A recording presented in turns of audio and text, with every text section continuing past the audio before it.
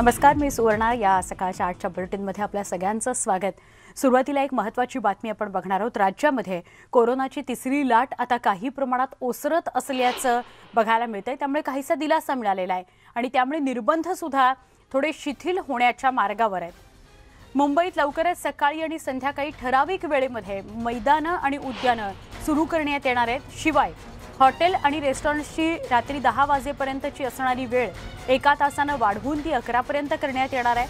मात्र लग्न सोहळे, कार्यक्रम, जिम्स यामध्ये मात्र सद्यस्थितीत 50% उपस्थितीचाच निर्णय कायम असणार आहे, असं मुंबई महापालिकेचे अतिरिक्त आयुक्त सुरेश काकाणी यांनी न्यूज 18 लोकमतशी बोलताना सांगितलंय.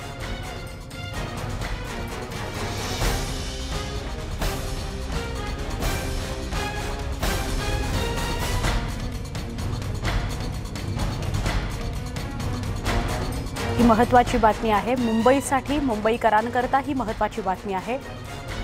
तिसरी लाट काही प्रमाणात ओसरत असल्यानं निर्बंध काही कमी करता येतील का, असा प्रयत्न सरकार करतं आहे, मुंबई महापालिका करते आहे. आमचे प्रतिनिधी तुषार रुपनवर आपल्यासोबत आहेत. तुषार, मुंबईकरांकरता हा फार महत्त्वाचा निर्णय आहे. सुरेश काकाणी यांनी काय माहिती दिली आहे? सुवर्ण, आपण जर पाहिलं असेल तर मुंबईमध्ये आता कोरोनाची जी तिसरी लाट सुरू आहे, त्या तिसऱ्या लाटेचा आपल्याला उतरंडी सुरू असताना पाहायला मिळते. कारण की काल मुंबईमध्ये आपल्याला 5,800 रुग्ण या ठिकाणी आढळताना पाहायला मिळाले. त्याच प्रकारचं त्यांचं निदान देखील झालेलं आहे. मात्र पहिल्या आठवड्यामध्ये 6 ते 10 तारखेच्या दरम्यानमध्ये मुंबईमध्ये दररोज 20,000 रुग्ण आढळताना पाहायला मिळत होते. त्यामुळे हा आकडा वाढेल का, अशी देखील शक्यता व्यक्त केली जात होती. मात्र तज्ज्ञांनी असं मत नोंदवलं होतं की 20 तारखेनंतर हा आलेख आपल्याला कमी कमी होताना पाहायला मिळेल. आणि सुदैवाने गेल्या 3 दिवसांपासून मुंबईतल्या रुग्णांची संख्या आपल्याला फार कमी होताना पाहायला मिळते. म्हणजे अर्थात की जे पहिल्या आठवड्यामध्ये तिपटीने रुग्ण होते ते आपल्याला निम्म्यापेक्षा निम्मे पट कमी होताना पाहायला मिळते. कारण की मुंबईमध्ये जेव्हा कोरोनाची तिसरी लाट सुरू झाली, या तिसऱ्या लाटेमध्ये आपण जर पाहिलं असेल तर खूप मोठ्या प्रमाणात आपली आरोग्य यंत्रणा ढासळताना पाहायला मिळाली. कारण मुंबईमधली जी सरकारी मोठी रुग्णालयं आहेत, त्या मोठ्या रुग्णालयामधले जवळपास शेकडोच्या संख्येने डॉक्टर देखील बाधित झाले होते. त्यामुळे नेमकं उपचार कोण देणार, हा देखील प्रश्नचिन्ह निर्माण झाला होता. मात्र आता आपण जर पाहिलं असेल तर या ठिकाणी कोरोनाची रुग्णसंख्या आपल्याला कमी होताना पाहायला मिळते. आणि या संदर्भामध्येच अतिरिक्त आयुक्त सुरेश काकाणी यांनी जी माहिती दिली त्याप्रमाणे जे हॉटेल व्यावसायिक असतात ते प्रामुख्याने आयुक्तांची सतत भेट घेत असतात. कारण की रात्री फक्त 10 पर्यंतची वेळ दिल्यामुळे हॉटेल व्यावसायिकांचं जे अर्थचक्र सुरू झालं होतं ते पुन्हा आता थांबण्यास सुरुवात झालेली आहे. त्यामुळे त्यांची विनंती आहे की जो येणारा कस्टमर वर्ग असतो तो रात्री 8 ते 11 या वेळेमध्ये जेवण करण्यासाठी येत असतो. त्यामुळे रात्री 10ला बंद केल्यावरती आपल्याला जो त्यांचा ग्राहक आहे तो पुन्हा जाताना पाहायला मिळतो. त्यामुळे हॉटेल व्यवसायावरती पुन्हा कुऱ्हाड पडू नये म्हणून ते प्रामुख्याने हॉटेल व्यावसायिक आपल्याला आयुक्तांची भेट येताना पाहायला मिळत होते. आणि त्या संदर्भामध्येच 1 तासाची त्यांना वेळ वाढून दिली जाणार आहे. त्याचप्रमाणे जी उद्यानं असतात त्या उद्यानामध्ये मोठ्या प्रमाणात नागरिक वॉक करण्यासाठी येत असतात. त्या उद्यानं या ठिकाणी खुली केली जावीत अशी देखील मागणी अनेकांनी केली होती. ती उद्यानं सकाळी आणि सायंकाळी या 2 विशिष्ट वेळेमध्येच ही आता उद्यानं खुली केली जाणार आहेत, असे अनेक प्रस्ताव आलेले आहेत. मात्र लग्न समारंभासंदर्भामध्ये मात्र कुठलाही निर्णय घेण्यात येणार नाही. कारण की यापूर्वी आपण जर पाहिलं असेल पहिल्या आणि दुसऱ्या लाटेमध्ये लग्न समारंभामध्ये निर्णय घेण्यात आले होते मागे, मात्र त्यानंतर पुन्हा आपल्याला गर्दी वाढताना पाहायला मिळाली होती.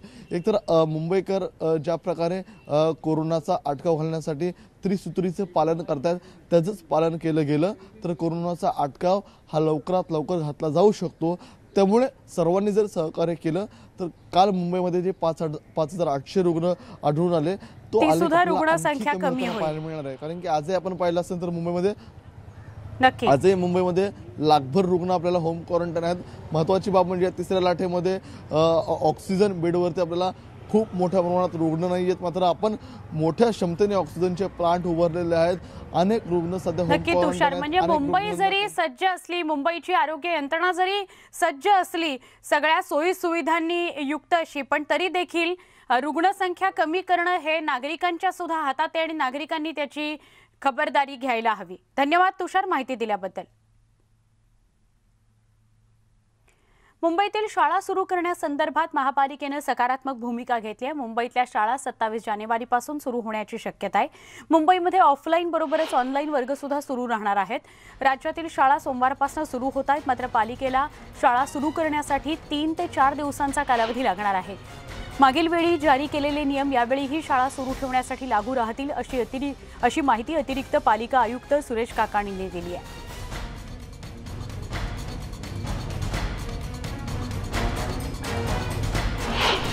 अद्याप तो निर्णय झालेला नाही माझ्या माहितीप्रमाणे, परंतु नजीकच्या भविष्यात निर्णय होण्याची शक्यता आहे। आणि जर राज्य शासनाने सांगितलं की स्थानिक प्रशासन निर्णय घ्यावा, तर आम्ही देखील सकारात्मक आहोत शाळा सुरू करण्यामध्ये। आणि मग आणखी विचारविनिमय करून आम्ही शाळा सुरू कशा लवकर करता येईल त्याचाही आम्ही प्रयत्नशील राहू। ऑनलाईन आणि ऑफलाईन दोन्ही प्रकारची सोय उपलब्ध असेल। ज्याला ऑनलाईन शाळा अटेंड करायची असेल तर ती सुद्धा मोबा ठेवता येईल, आणि ज्यांना ऑफलाईन म्हणजे शाळा अटेंड करायची असेल, प्रत्यक्ष शाळेमध्ये यायचं असेल तर ती सुद्धा मोबा तिथे असू शकेल। पुढच्या बातमीकडे वळूया। सोमवारपासून राज्यातील सगळ्या शाळा सुरू करण्याला परवानगी देण्यात आली आहे आणि आता शाळांमध्येही लहान मुलांचं लसीकरण मोहीम राबवण्यात येणार आहे अशी माहिती राज्याचे आरोग्यमंत्री राजेश टोपे यांनी दिली आहे। राज्याच्या मंत्रिमंडळाच्या बैठकीमध्ये निर्णय झालेला आहे की शाळांमध्ये सुद्धा लसीकरण सुरू केलं जावं। राजेश टोपे यांनी ही माहिती दिली। 15 ते 18 वर्ष वयोगटातील 9वी, 10वी आणि 11वीच्या वर्गातल्या मुलांचं शाळेत लसीकरण करण्याचा निर्णय घेण्यात आलेला आहे। मुलांचं शाळेत लसीकरण करताना संपूर्ण काळजी घेतली जावी अशीही या बैठकीमध्ये चर्चा झालेली आहे।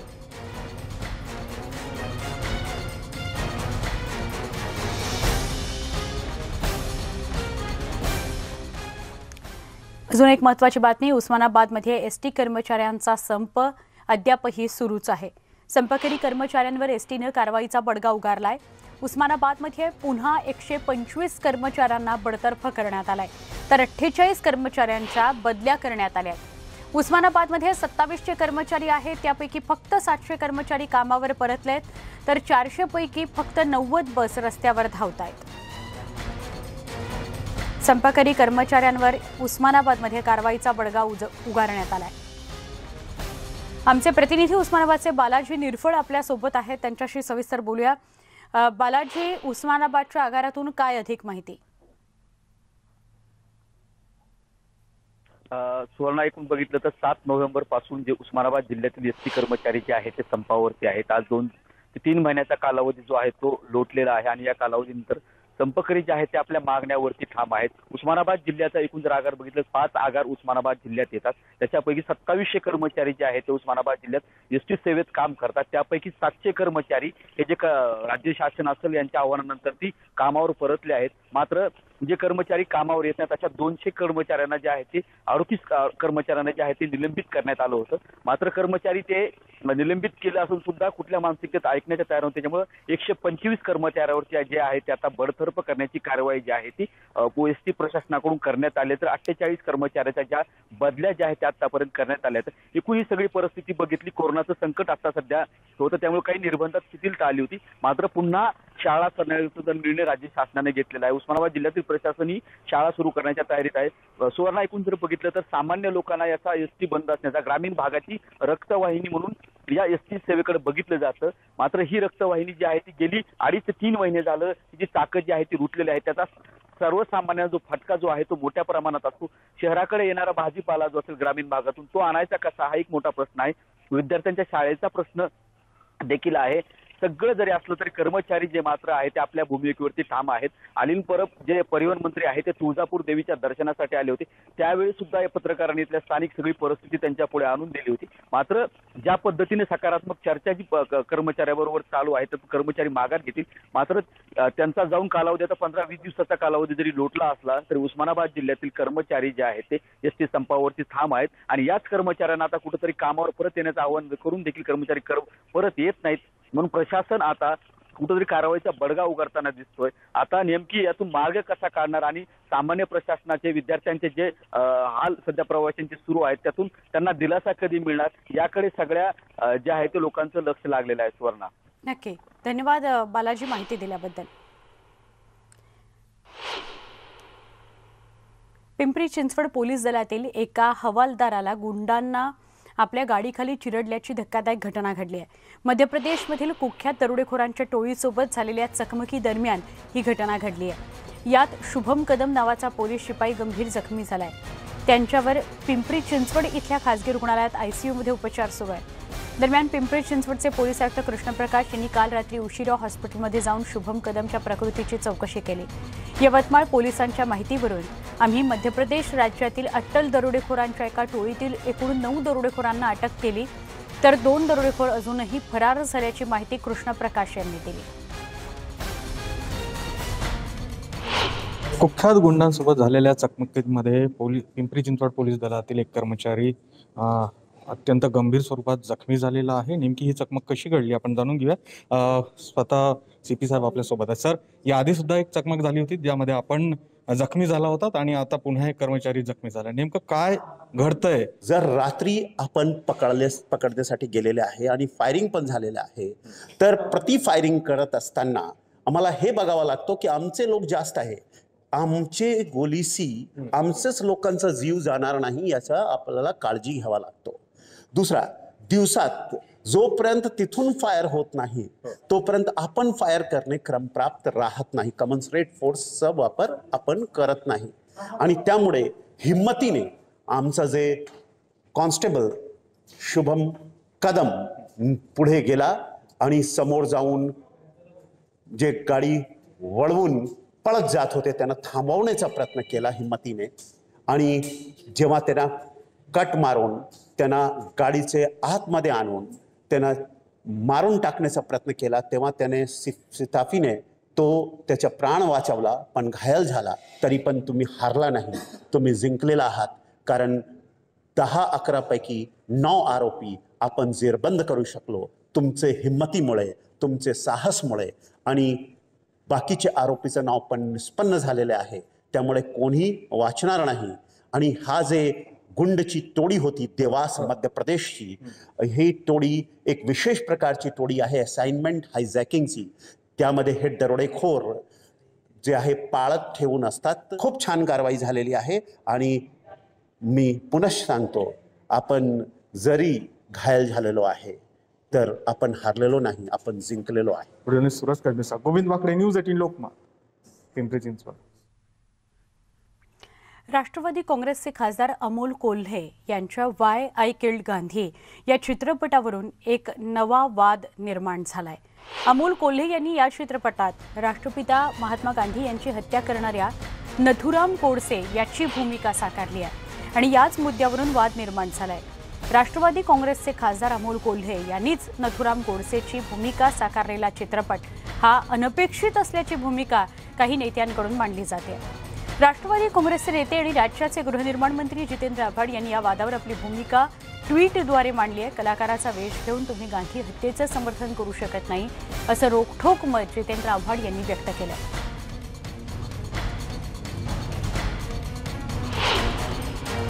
तो राष्ट्रवादी का खासदार नहीं, एक कलाकार है, तो आप उसको राष्ट्रवादी का खासदार करके उसको सियासती रंग मत दीजिए। जब 2017 में उन्होंने ये भूमिका अदा की थी तब वो उसका राष्ट्रवादी से कोई संबंध नहीं था, वो कलाकार थे। और उस कलाकार होने के नाते जो अभिनय वो कर रहे हैं उसका हम विरोध करेंगे। अगर हम शरद पोंक्षे को विरोध करते आए, अगर हमने विनय आपटे को विरोध किया है, तो हम अमोल कोल्हे को भी विरोध करेंगे, क्योंकि ये वैचारिक स्तर की लड़ाई है, विचारों से खेला नहीं जा सकता। अमोल कोल्हे हमारे दोस्त हैं, लेकिन अगर वो गांधी हत्या के, भले ही उसका वो बात करेंगे कि मैं समर्थन नहीं कर रहा हूँ, लेकिन जब अभिनय एक आदमी का, एक चरित्र का किया जाता है तो वो चरित्र अपने आप में आपको अपने आप में डालना पड़ता है, तब अभिनय बाहर आता है। तो ये हो नहीं सकता। अमोल कोल्हे यांच्या वाय आय किल्ड गांधी चित्रपटाचा प्रोमो प्रदर्शित झालेला आहे। हा चित्रपट 30 जानेवारीला प्रदर्शित होणार आहे। अमोल कोल्हे यांच्या या चित्रपटावर राष्ट्रवादी काँग्रेसच्या काही दिग्गज नेत्यांनी विरोध केला आहे। दरम्यान या चित्रपटावर अमोल कोल्हे यांनी कलाकार म्हणून ही भूमिका स्वीकारल्याचं न्यूज 18 लोकमतशी बोलताना सांगितलं। रील लाईफ आणि रिअल लाईफमध्ये फरक असून हा माझा व्यक्तिगत प्रश्न असल्याचं कोल्हे म्हणाले।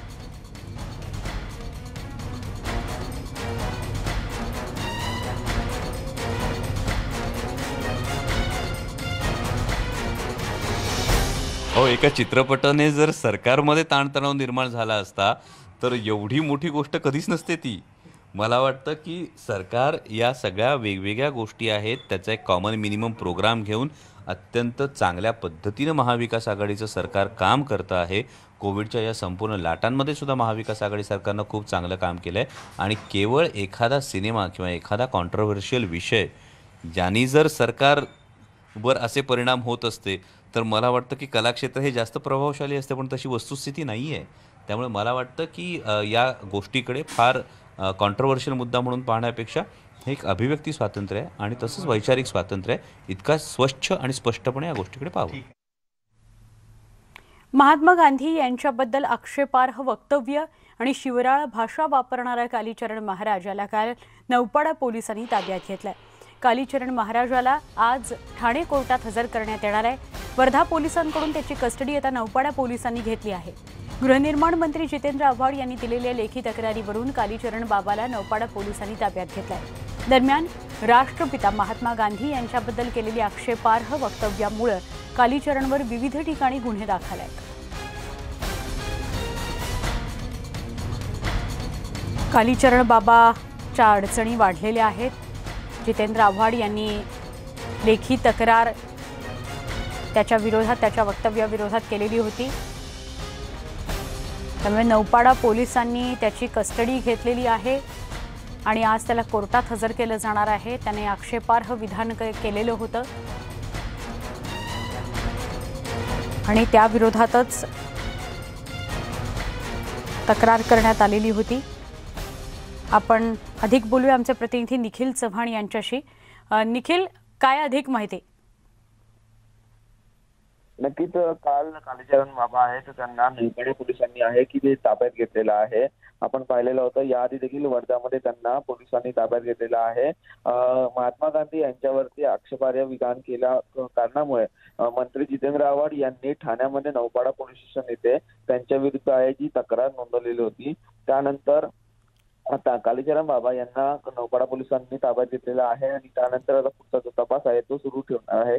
काल रात्री उशिरा नौपाडा पोलिसांनी त्यांना ज्या पोलीस ठाण्यामध्ये आहे ते घेऊन आलेले आहेत आणि या संपूर्णपणे जी आता जी पुढची चौकशी आहे ती त्यांची आता सुरू ठेवणार आहेत. नक्की, धन्यवाद सविस्तर माहिती दिल्याबद्दल निलेश.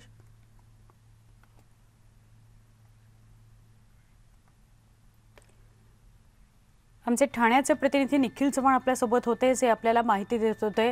कालीचरण बाबा याला आता ठाण्यामध्ये पोलिसांनी ताब्यात घेतलेलं आहे आणि आज त्याला कोर्टातही हजर केलं जाईल. या सगळ्या घडामोडींसह बुलेटिनमध्ये आपण इथेच थांबणार आहोत. कोरोनाचे नियम पाळायला विसरू नका, कारण अजूनही कोरोना पूर्णपणे महाराष्ट्रातून हद्दपार झालेला नाही.